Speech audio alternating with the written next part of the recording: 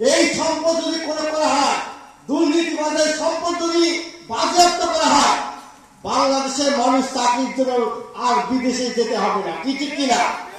আমরা এই অন্তর্বর্তী সরকারের কাছে অবিলম্বে আহ্বান জানাবো, যারা দুর্নীতি করছে তাদের গ্রেফতার করে আইনের আওতায় নিয়ে আসতে হবে। আগামী জাতীয় নির্বাচনে তাদেরকে অযোগ্য ঘোষণা করতে হবে। কি ঠিক কিনা? সমবেত উপস্থিতি, যারা চুরি দুর্নীতি করে, যারা খুন হত্যা গুম করে, তারা ইসলাম দেশ মানবতার দুশ্মন। কি ঠিক কিনা? যারা ইসলাম দেশ মানবতার দুশ্মন, গত 53 বছরে যারা রাষ্ট্রীয় ক্ষমতায় ছিল, তাদের দ্বারা বাংলাদেশে শান্তি আসতে পারে, মুক্তি আসতে পারে। এখন বাংলাদেশের মানুষকে নতুন ভাবে শপথ নিতে হবে।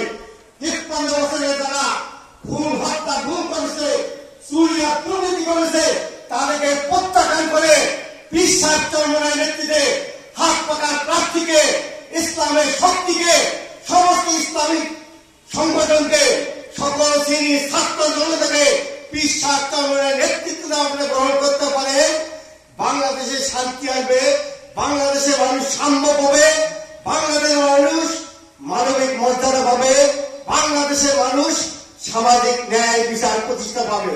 কি ঠিক কিনা?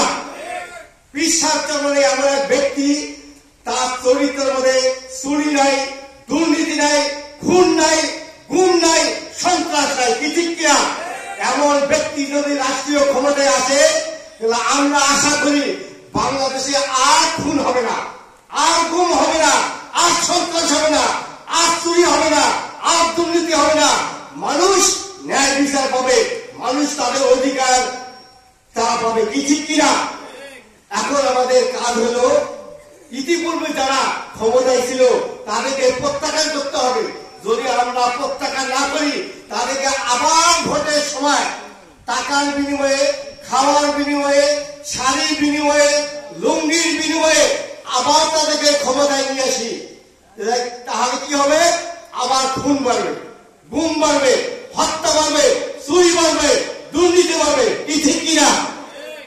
আসুন, আপনাদের প্রতি আমরা আহ্বান জানাই, মোবের সচেতন মানুষ বারবার গর্তের মধ্যে পাপ দেয় না। কি ঠিক কিনা?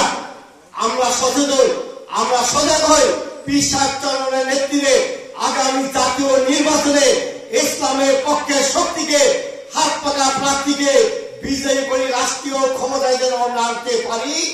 বাংলাদেশ একটি সুখী সমৃদ্ধশালী একটি কল্যাণ রাষ্ট্রে পরিণত হবে। কি ঠিক কিনা?